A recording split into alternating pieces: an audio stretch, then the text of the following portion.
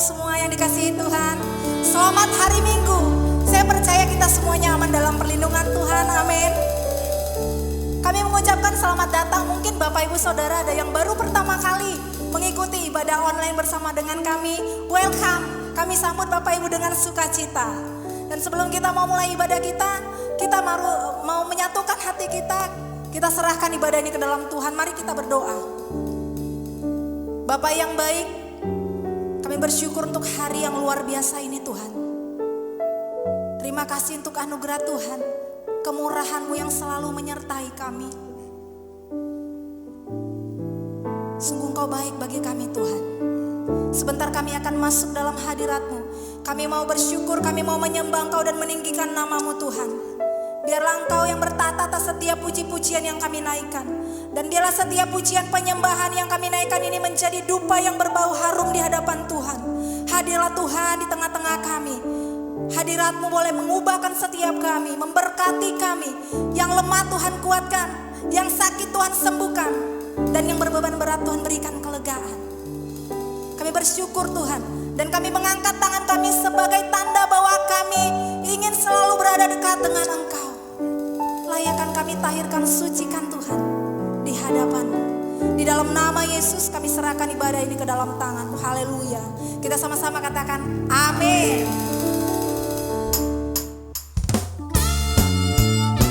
Bapak Ibu Saudaraku, Tuhanlah yang menetapkan langkah-langkah orang yang hidupnya berkenan kepada Tuhan. Mungkin kita tertekan, jatuh, tapi percayalah tangan Tuhan yang gagah perkasa menolong kita. Kita mau mengangkat satu pujian. Tuhan menetapkan langkah-langkah orang. Mari bersama-sama kita mau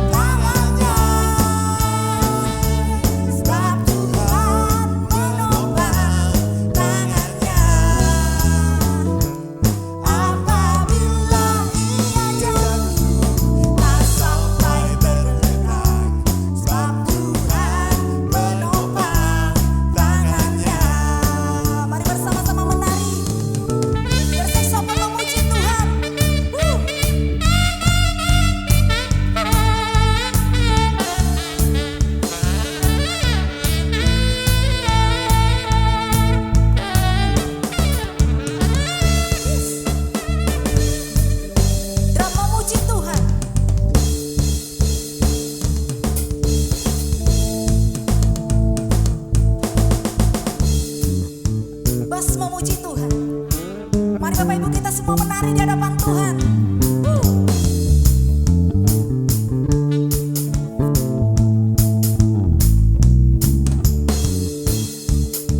Keyboard memuji Tuhan.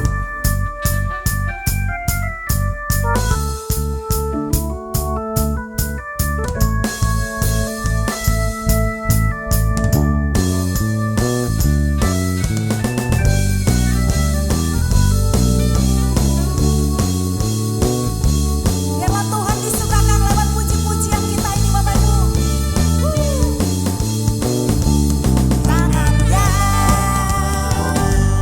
tangannya, sebab Tuhan menopang tangannya. Apabila ia jatuh, tak sampai terlena, sebab Tuhan menopang tangannya. Sebab Tuhan menopang tangannya. Sebab Tuhan menopang tangannya. Berikan sorak-sorai yang paling meriah bagi Tuhan kita. Thank you Lord. Haleluya.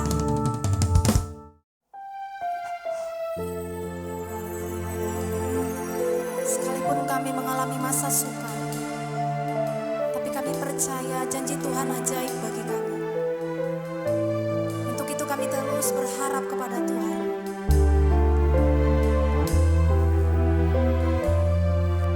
Kami percaya akan Engkau Tuhan. Sungguh besar setiamu, Kau nyatakan bagiku. Kau Bapa yang selalu mengerti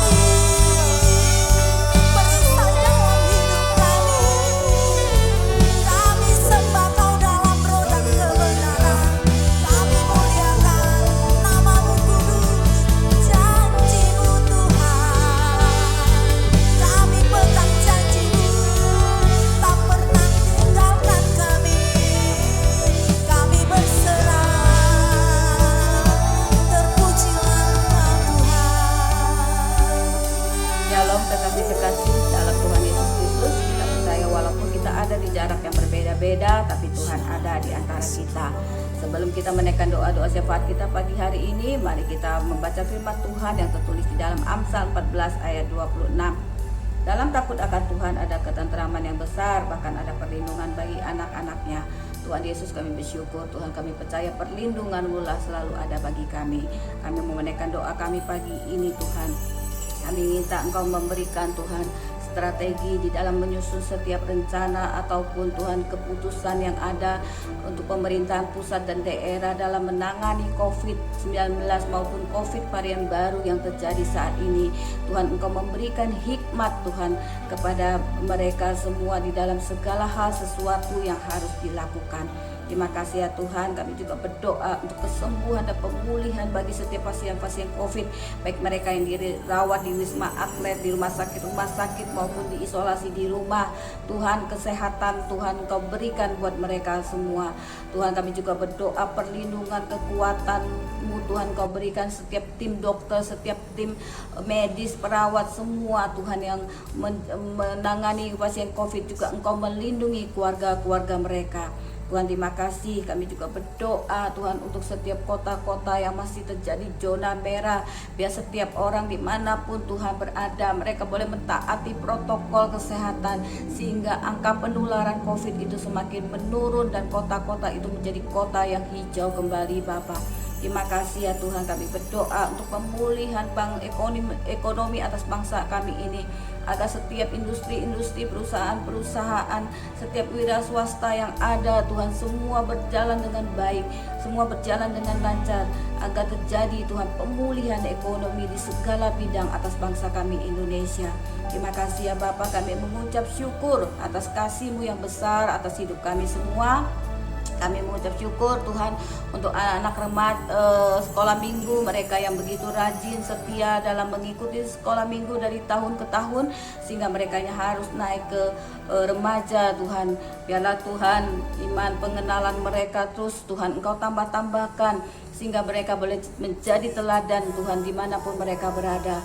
Terima kasih ya Tuhan, kami naikkan doa syafaat kami hari ini di dalam nama Tuhan Yesus Kristus. Haleluya, amin. Sampai kapanpun ku kan bertahan, karena Yesus selalu menopang.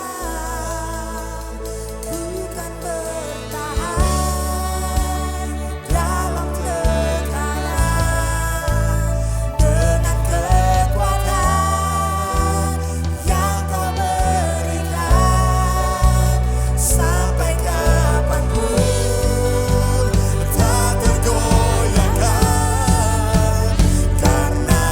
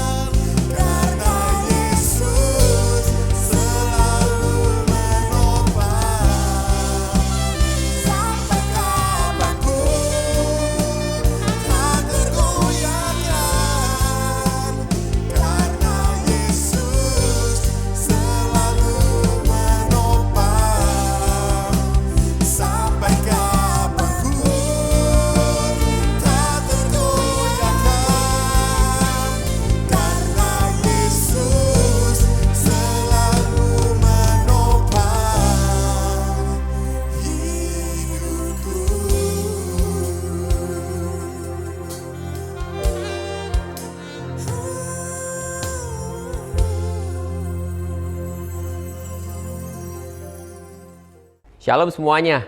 Kembali kita bertemu kembali di dalam YouTube ini. Kita senang sekali walaupun kita tidak bisa berjumpa, tapi saya percaya bahwa melalui YouTube ini kita sama-sama bisa mendapatkan firman Tuhan. Mari sama-sama kita berdoa pasti sebelumnya. Mari kita berdoa.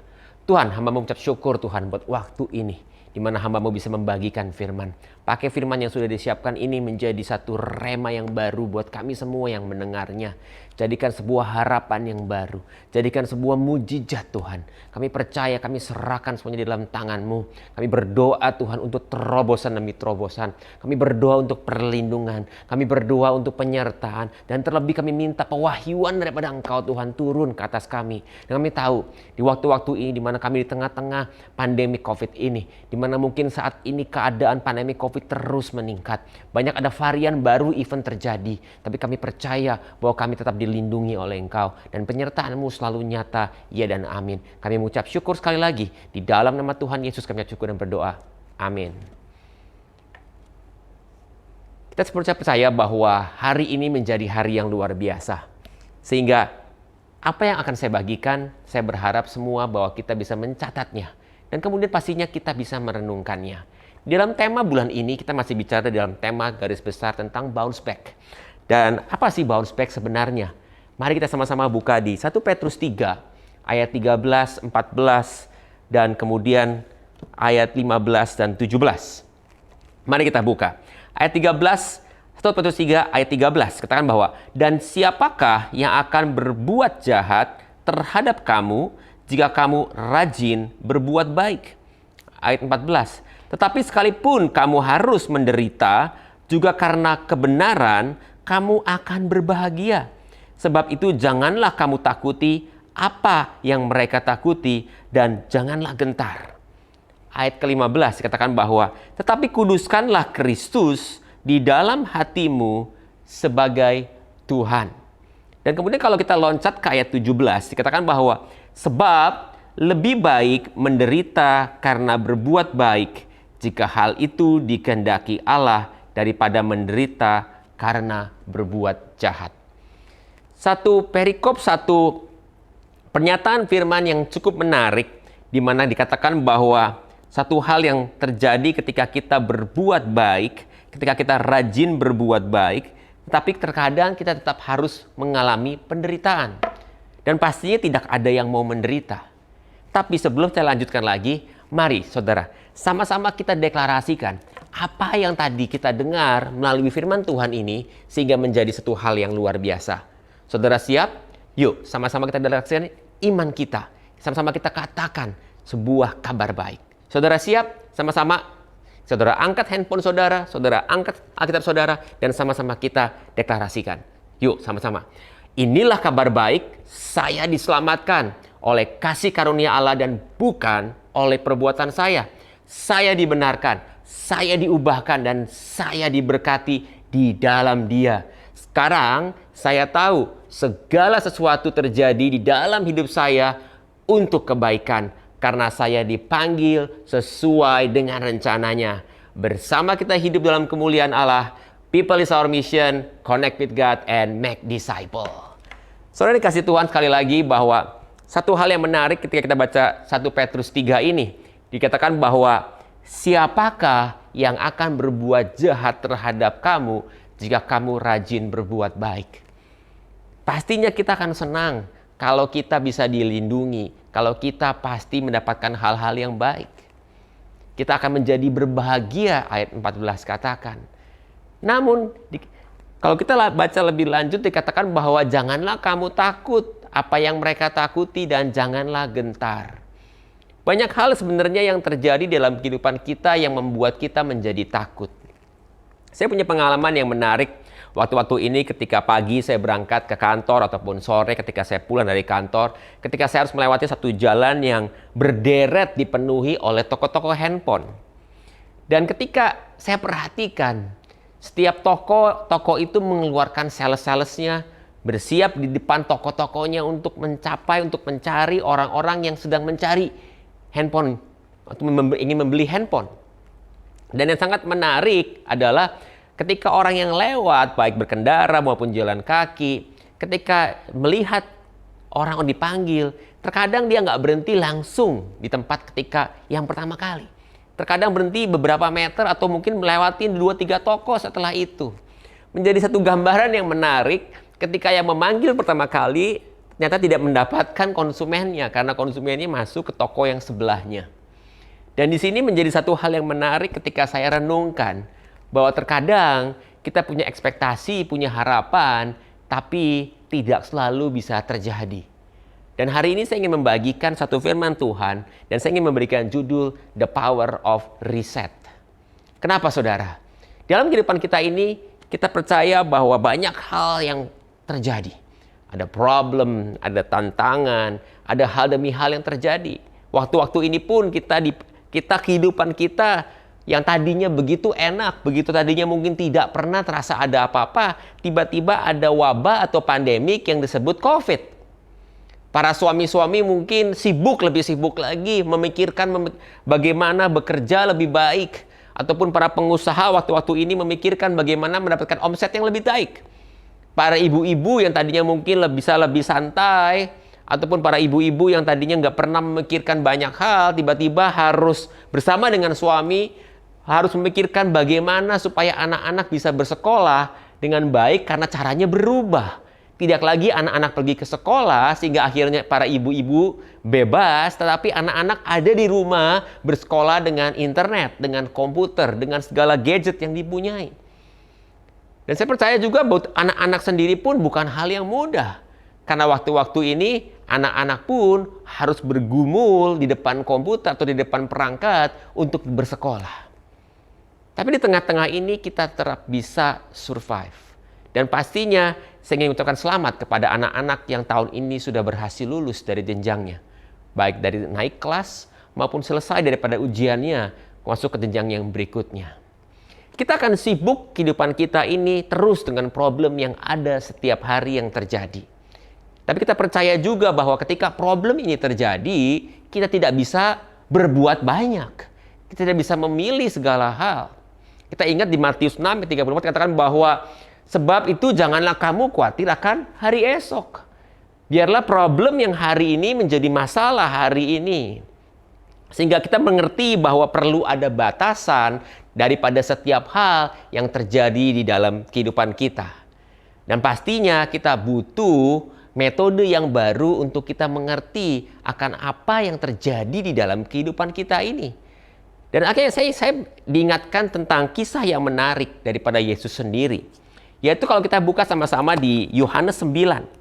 Kalau kita buka di Yohanes 9 ini ada kisah di mana ketika Yesus sedang mencoba keluar daripada bait Allah saat itu karena dipertanyakan oleh orang-orang Yahudi saat itu dan juga oleh ahli-ahli agama tentang ajaran-ajaran daripada Yesus. Dan Yesus ketika mencoba menyelinap keluar dari bait Allah, dan yang menarik ketika dia keluar dari bait Allah, dia bertemu dengan seorang yang buta sejak lahir. Mari sama-sama kita buka. Yohanes 9 ayat 1 berkata bahwa waktu Yesus sedang lewat, ia melihat seorang yang buta sejak lahirnya. Murid-muridnya bertanya kepadanya, "Rabi, siapakah yang berbuat dosa? Orang ini sendiri atau orang tuanya? Sehingga ia dilahirkan menjadi buta." Kemudian Yesus menjawab, "Bukan dia dan bukan orang tuanya. Tetapi karena pekerjaan-pekerjaan Allah harus dinyatakan di dalam dia." Ayat yang keempat, kita harus mengerjakan pekerjaan Dia yang mengutus aku. Selama masih siang akan datang malam, di mana tidak ada seorang pun yang dapat bekerja. Kemudian ayat 5, selama aku di dalam dunia ini, aku adalah terang dunia. Dan setelah ia mengatakan semuanya itu, ia meludah ke tanah, mengaduk ludahnya dengan tanah, lalu mengoleskannya pada mata orang buta tadi. Satu cerita yang sangat menarik kalau kita bisa lihat bahwa di dalam kehidupan orang buta ini ada sesuatu yang berubah. Dan kenapa saya memberikan tema bahwa the power of reset?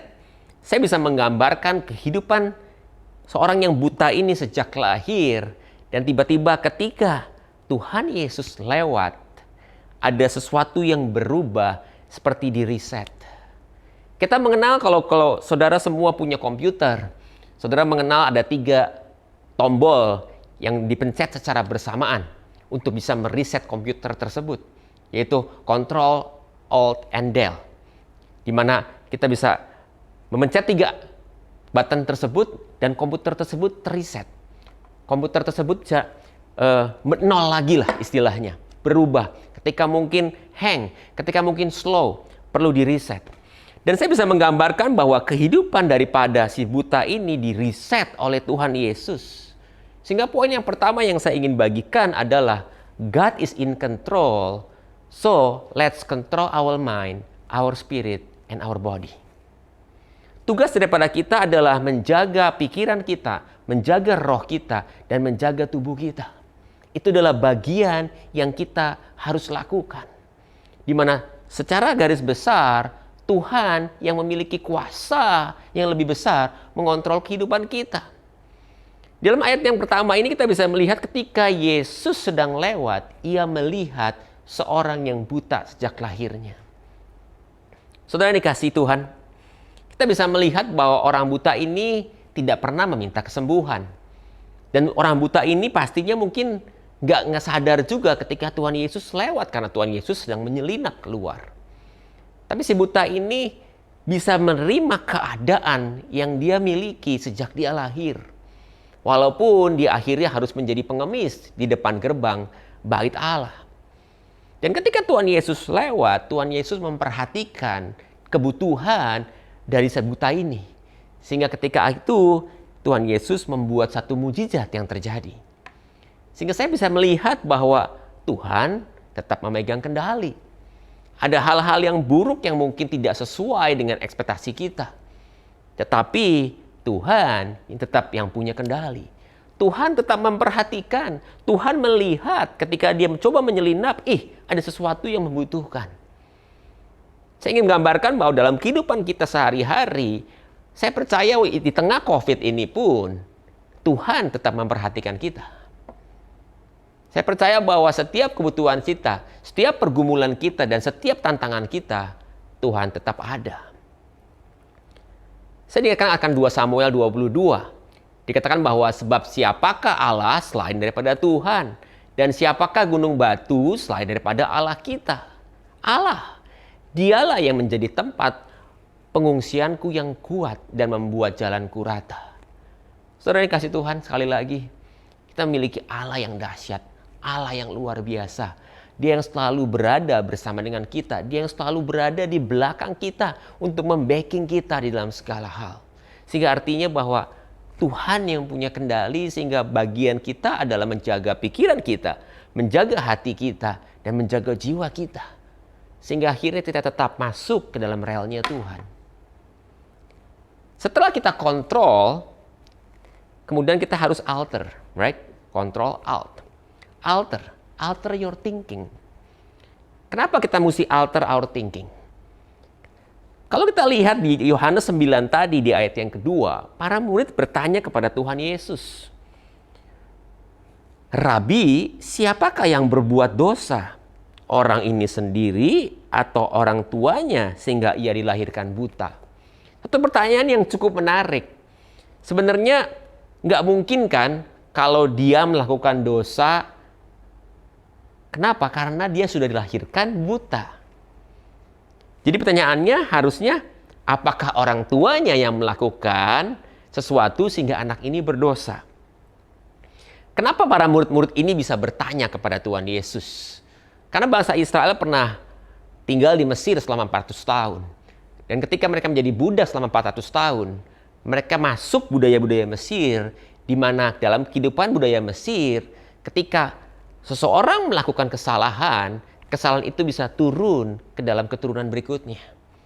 Di sini kita bisa melihat bahwa influence ataupun pengaruh dari budaya bangsa Israel yang didapatkan dari bangsa Mesir masih menempel. Sehingga akhirnya para murid-muridnya bertanya kepada Tuhan Yesus. Nah, di sini kita mesti melihat bahwa di dalam kehidupan kita, kita harus merubah pola pikir kita. Dibutuhkan waktu yang lama untuk bangsa Israel keluar dari bangsa Mesir, untuk bisa berubah. 40 tahun mereka diputar-putar di padang gurun untuk dijernihkan, untuk dirubahkan. Tapi ternyata pengaruh-pengaruh yang buruk masih ada. Sehingga di sini kita melihat bahwa Tuhan Yesus selalu menjawab. Bukan dia dan bukan juga orang tuanya. Tetapi karena pekerjaan-pekerjaan Allah harus dinyatakan di dalam dia. Satu statement yang sangat bold, yang sangat tajam yang Tuhan Yesus berikan. Bahwa tidak ada satupun yang salah. Apalagi orang tuanya. Kenapa? Karena ada pekerjaan Allah yang akan dinyatakan. Saya percaya di dalam kehidupan kita akan banyak pekerjaan-pekerjaan Allah yang dinyatakan di dalam kehidupan kita. Sehingga penting untuk kita mengerti dan menyadari dan mensyukuri dari setiap keadaan yang kita terima. Penting sekali untuk kita bisa menjaga emosi kita. Saya membaca buku yang sangat menarik hari-hari ini dari Peter Scazzero tentang emotionally healthy leader. Dikatakan bahwa ketaatan sejati adalah ketaatan dalam proses belajar, bergumul, dan berdoa. Kita mempersiapkan hati kita di setiap waktu untuk mengambil segala keputusan. Tuhan Yesus sendiri pun harus berdoa bolak-balik ketika Yesus mengalami satu tantangan yang baru. Ada satu yang menarik, figur yang menarik yang Peter Scazzero tuliskan di dalam bukunya tentang Ignatius Loyola. Dikatakan bahwa Ignatius Loyola harus mengambil keputusan untuk mati rasa. Kondisi mati rasa ini artinya bukan apatis atau tidak peduli, tapi artinya menyamakan dengan kehendak Allah. Di waktu ini pun kita harus mengalter pemikiran kita, menjaga mata dan telinga rohani kita, sehingga telinga dan mata rohani kita ini tidak terpengaruh dengan segala kebisingan, segala hal yang ditimbulkan, baik itu kasih, ketakutan, maupun keterikatan kita. Lebih baik kita fokus mencari kehendak Allah di dalam kehidupan kita. Itu poin yang kedua. Poin yang ketiga adalah delete. Apa sih yang harus di-delete dalam kehidupan kita? Pastinya hal-hal yang negatif, hal-hal yang kurang baik harus kita bisa hapuskan. Kalau kita baca lagi di Yohanes 9 ayat yang keempat, dikatakan bahwa kita harus mengerjakan pekerjaan Dia yang mengutus aku selama masih siang. Akan datang malam di mana tidak ada seorang pun yang dapat bekerja. Saudara dikasih Tuhan, banyak daripada kita mungkin kalau sibuk dengan segala komplainan, maka kita tidak akan bisa mengerjakan pekerjaan yang seharusnya kita kerjakan. Tuhan Yesus katakan bahwa selagi kamu memiliki kesempatan, fokus dan lakukan. Seberapa daripada kita harus mengerti waktu ini dalam bounce back, di mana kita bisa kembali bounce back, adalah kita membuang segala ketakutan kita, segala keburukan kita, tapi kembali kita kebangkit untuk masuk ke dalam fase yang baru. Di mana kita bisa mengkontrol yang pertama. Kemudian kita mengalter pemikiran-pemikiran kita. Dan pasti kita juga harus mendelete segala hal-hal yang tidak baik di dalam kehidupan kita. Setelah kita bisa kontrol alt delete ini di dalam sebuah komputer yang mungkin lagi hang, yang terjadi saudara berikutnya adalah komputer itu akan mereset, akan kembali nyala. Dan ketika kembali nyala, apa yang harus kita lakukan? Saya berharap hari ini saya nggak hanya mengajarkan kita untuk kontrol alt delete, untuk kontrol alt and delete, no. Tapi saya mau kita mengajarkan setelah itu apa yang harus kita lakukan. Hal yang pertama menurut saya adalah kita harus mengikuti apa yang Tuhan perintahkan. Kalau kita baca daripada perikop di Yohanes 9 ini, jelas sekali dikatakan kemudian ketika Yesus mengaduk ludahnya dengan tanah, mengoleskannya ke mata orang buta tadi. Dan yang ayat yang ke-7 dikatakan bahwa pergilah, basuhlah dirimu dalam kolam Siloam. Siloam yang artinya yang diutus. Dan makalah pergilah orang itu membasuh dirinya, lalu kembali dengan matanya yang sudah melek. Saudara dikasih Tuhan. Ketika si buta ini diperintahkan oleh Yesus, kamu pergi ke Siloam. Mungkin dia juga bingung, ngapain saya harus ke Siloam? Toh saya nggak pernah minta untuk disembuhkan. saya nggak pernah minta untuk mendapatkan kesembuhan. Kenapa? Selama dari sejak dia lahir, dia telah menjadi buta, sehingga akhirnya dia menjadi nyaman. Sehingga akhirnya dia merasa comfortable untuk fase yang dia alami.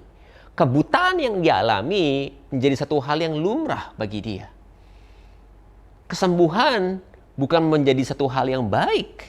Kenapa? Karena dia masuk ke fase yang berbeda. Tadinya dia hanya cukup berdiri di depan pintu bait Allah untuk bisa meminta belas kasihan. Tapi pastinya ada hal yang akan terjadi berbeda. Sehingga dari sini kita bisa melihat bahwa kita harus mau mengikuti apa yang Tuhan perintahkan. Dan terkadang ketika kita diperintahkan oleh Tuhan untuk mendapatkan sesuatu atau mengerjakan sesuatu, terkadang hal-hal itu pun di luar daripada harapan kita, di luar daripada ekspektasi kita. Mungkin kita nggak menyangka hal itu bisa terjadi, sehingga tidak mudah. Saya tahu bahwa kadang-kadang orang dunia berkata bahwa ketika ada pintu yang terbuka, masuk, ambillah setiap opportunity, setiap kesempatan yang ada.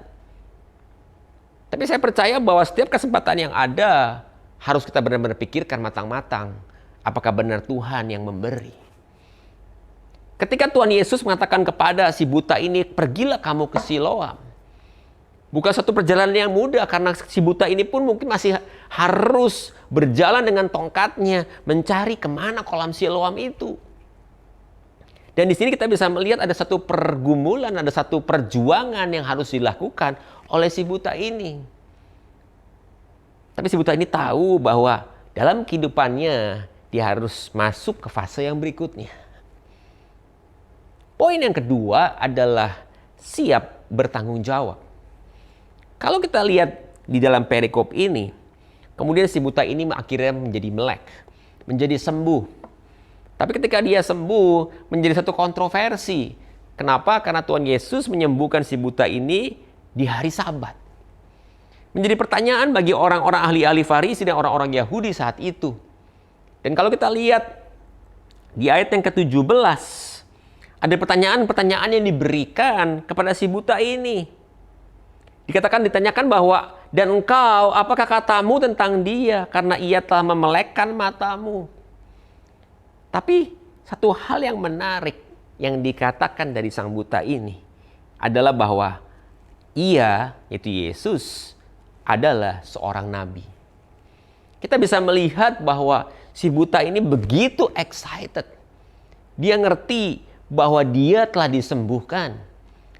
Dia tidak pernah berharap satu kesembuhan, tapi dia disembuhkan. Berbeda dengan orang tuanya. Kalau orang tuanya ketika ditanya di ayat yang ke-20, orang tuanya menjawab bahwa yang kami tahu bahwa dia ini anak kami. Dan bahwa ia lahir buta. Tetapi bagaimana ia sekarang dapat melihat, kami tidak tahu. Dan siapa yang memelekkan matanya pun kami tidak tahu juga. Tanyakanlah kepadanya sendiri karena ia sudah dewasa. Seringkali kita mencoba untuk mencuci tangan ketika ada hal-hal yang buruk terjadi. Oh, bukan saya. Oh, mungkin bukan saya. Atau mungkin, aduh, kenapa ya harus ini terjadi? Kita mungkin cuci tangan akan hal-hal yang buruk terjadi. Padahal seharusnya ketika anaknya menjadi sembuh, orang tuanya seharusnya berbahagia.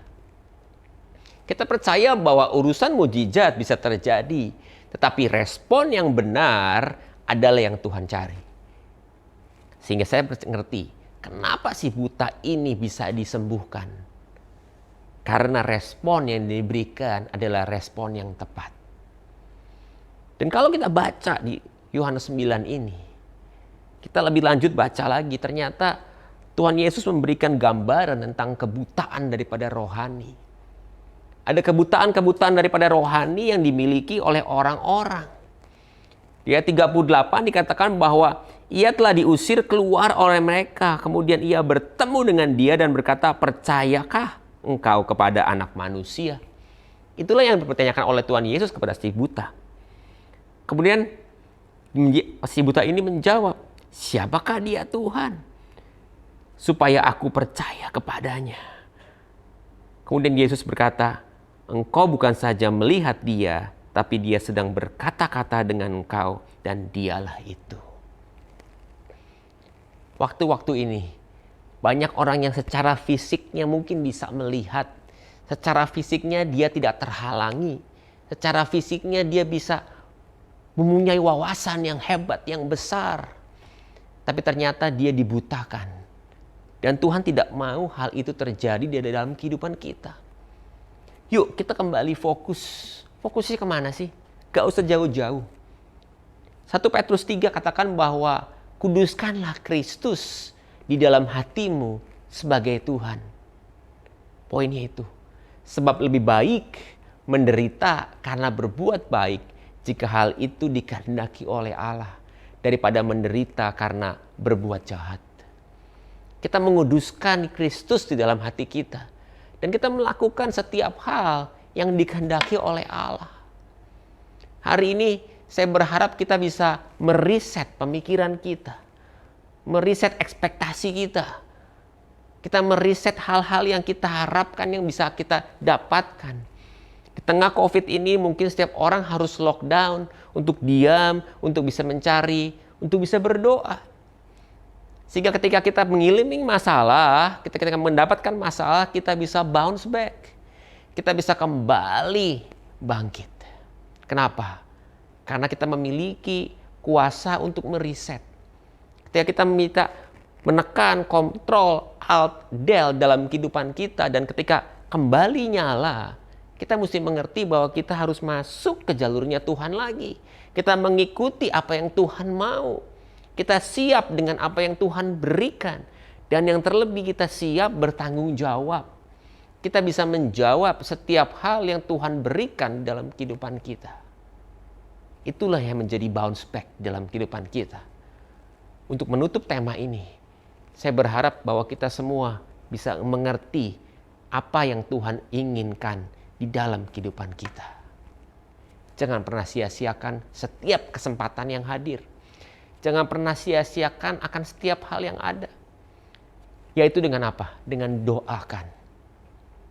Jangan buru-buru masuk, tapi doakan. Cari kehendak Tuhan. Dan ketika Tuhan berkata ya, saudara siap masuk dan bertanggung jawab. Itulah yang menjadi momen di mana kita mengerti bahwa kita harus terus bounce back di dalam kehidupan kita. Tuhan Yesus memberkati. Dan mari saudara, kita siap untuk menerima berkat dan juga untuk berdoa menutup daripada kebaktian hari ini. Tuhan Yesus, terima kasih untuk setiap berkat yang Kau berikan dalam kehidupan kami. Even melalui firman ini. Hamba mau berdoa biar kiranya Kau berikan hamba-Mu dan juga setiap orang yang mendengar hati yang terbuka sehingga kiranya firman ini ketika dibagikan akan tumbuh menjadi satu hal yang baru di dalam kehidupan kami. Kami tahu begitu banyak di dalam kehidupan kami yang perlu kami benahi. Sehingga waktu ini ketika kami belajar tentang the power of reset untuk kami bisa mau merubah segala hal. Karena kenapa? Karena kami memiliki kontrol. Tetapi terlebih Engkau yang memiliki kontrol. Engkau yang memiliki segala hal. Sehingga bagi kami adalah menjaga pikiran kami, hati kami, dan jiwa kami. Dan kami merubah pemikiran-pemikiran kami, kami alter our thinking. Dan juga kami membuang, kami mendelete setiap hal-hal yang negatif dalam kehidupan kami. Sehingga akhirnya kami bisa meriset kehidupan kami ini. Dan ketika kami meriset, kami pun harus mau mencari kehendak-Mu. Sehingga akhirnya ketika kami mencari kehendak-Mu, kami pun akan bisa masuk ke dalam setiap kemenangan demi kemenangan. Sehingga kami pun bisa bertanggung jawab di dalam setiap hal dalam kehidupan kami. Terima kasih Tuhan untuk setiap berkat yang Kau berikan dalam kehidupan kami ini. Thank you Jesus, terima kasih Tuhan. Cepat kasih Tuhan. Dan kiranya biarlah berkat ini akan menjadi bagian daripada kita semua. Apabila Engkau mendengarkan perintah Tuhan Allahmu yang Kusampaikan pada hari ini dan Kau lakukan dengan setia, biarlah segala berkat ini akan datang menjadi bagianmu. Engkau akan diberkati di kota, Engkau akan diberkati di ladang, Engkau akan diberkati buah kandunganmu, dan apapun yang Kau kerjakan dengan tanganmu, sehingga perbendaharaan langit akan dibukakan bagimu, dan Engkau akan diberkati ketika Engkau masuk dan ketika Engkau keluar dari rumahmu, dan Tuhan juga akan yang membiarkan setiap musuhmu kalah. Dan Tuhan akan mengangkat engkau menjadi kepala dan bukan menjadi ekor, dan terus naik dan bukan turun, dan kiranya kasih anugerah, damai sejahtera, bersama dengan kita semua mulai hari ini sampai Maranatha. Tuhan Yesus memberkati. Happy Sunday. See you again in the next session.